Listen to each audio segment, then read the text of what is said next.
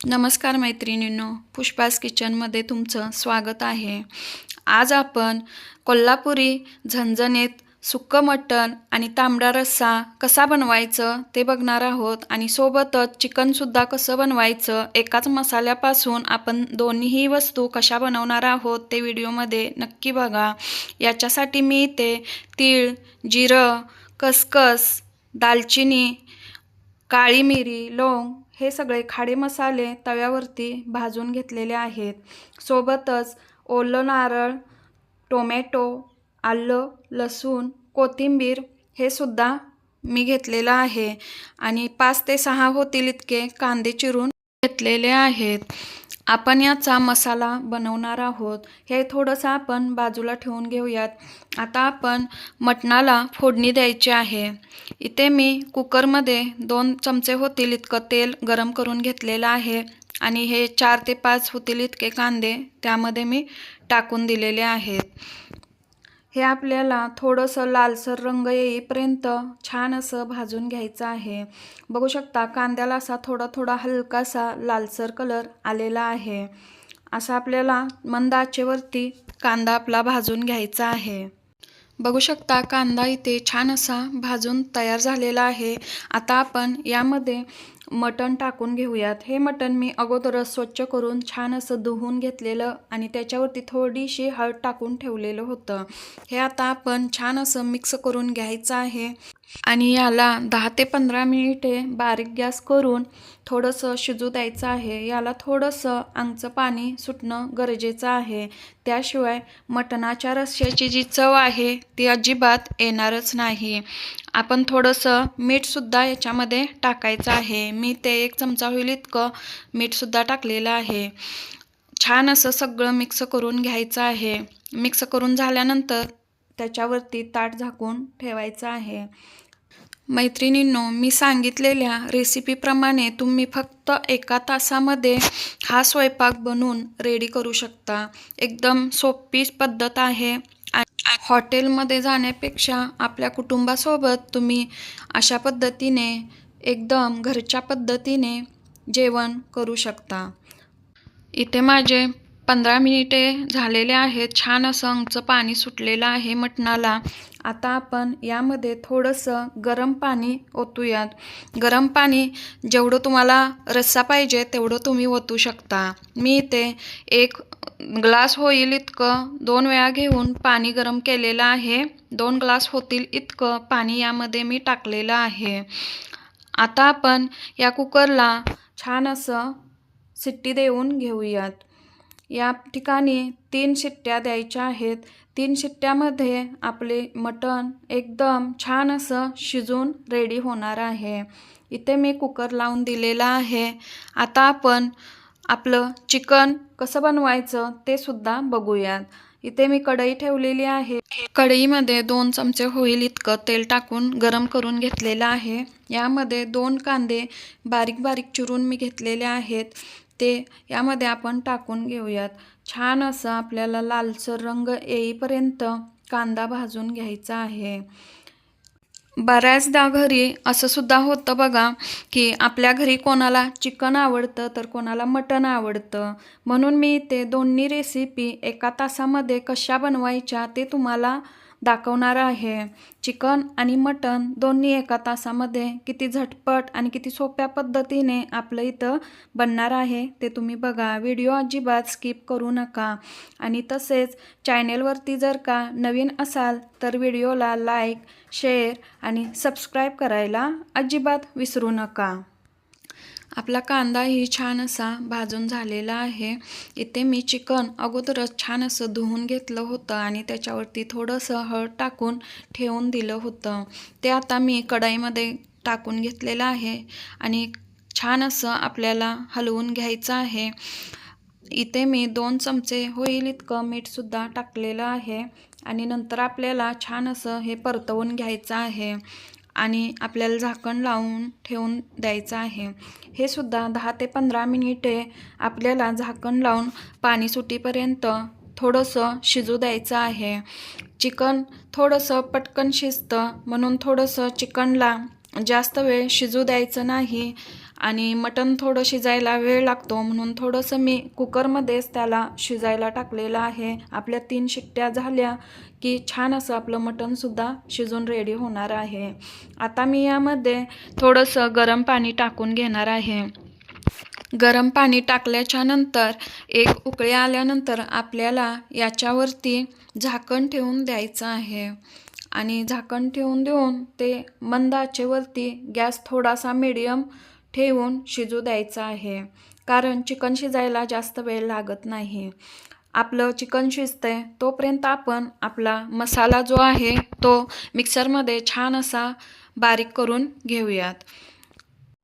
इथे मी मिक्सरच्या भांड्यामध्ये जो आपला सगळा ओला मसाला आहे तो मी इथे टाकून घेतलेला आहे. तुम्ही दोन्ही एकत्र सुद्धा बारीक करू शकता, पण मी ते ओला मसाला जो आहे तो थोडा अगोदर बारीक करून घेणार आहे. इथे आपण बघू शकता मी पहिल्यांदा ओला मसाला बारीक करून घेतलेला आहे. आता आपल्याला याच्यामध्ये खडा मसाला जो आहे तो सुद्धा टाकायचा आहे. बघू शकता हा खडा मसाला मी यामध्येच एकत्र मिक्स करून बारीक करून घेणार आहे. यामध्ये आपल्याला थोडंसं पाणी घालायचं आहे. पाणी इथे नॉर्मलच आहे, गरम वगैरे अजिबात नाही. आपण इथे पाणी घालून घेतलेलं आहे आणि एक वेळ मिक्सरला फिरवून घ्यायचं आहे. इथे आपल्याला आपलं जो मसाला आहे तो एकदम बारीक होईपर्यंत मिक्सरमध्ये फिरवून घ्यायचा आहे. जोपर्यंत मसाला बारीक होणार नाही तोपर्यंत आपला मसालाही चांगला भाजला जात नाही. इथे बघू शकता मसाला आपला बारीक करून एकदम रेडी झालेला आहे. आता आपण हा मसाला छान असा भाजून घेणार आहोत. इथे मी कढाईमध्ये 2 चमचे मोठे होईल इतकं तेल घेतलेलं आहे. तेल छान असं गरम करून घेतलेलं आहे. या तेलामध्ये 3 छोटे छोटे कांदे घेतलेले आहेत कट करून. अशा पद्धतीने थोडेसे मोठ्या आकारामध्येच आपल्याला कांदे चिरून घ्यायचे आहेत. कारण सुक्कं मटण बनवण्यासाठी अशा पद्धतीचाच कांदा चिरून वापरला जातो. इथे आता छान असं लालसर रंग येईपर्यंत आपल्याला कांदा भाजून घ्यायचा आहे. कांदा भाजताना जर तुम्हाला जास्त गडबड असेल तर तुम्ही त्यामध्ये थोडंसं मीठसुद्धा टाकू शकता. मीठ टाकल्यामुळे काय होतं, कांदा आपला पटकन भाजला जातो. इथे आपला कांदा भाजतोय तोपर्यंत आपण थोडंसं चेक करूयात की आपलं मटण शिजलेलं आहे की नाही. मटण तर खूप छान असं शिजून रेडी झालेलं आहे. इथे आता कांदासुद्धा छान लालसर रंग येईपर्यंत भाजलेला आहे. बघू शकता अशा पद्धतीने तुम्हाला कांदा भाजून घ्यायचा आहे.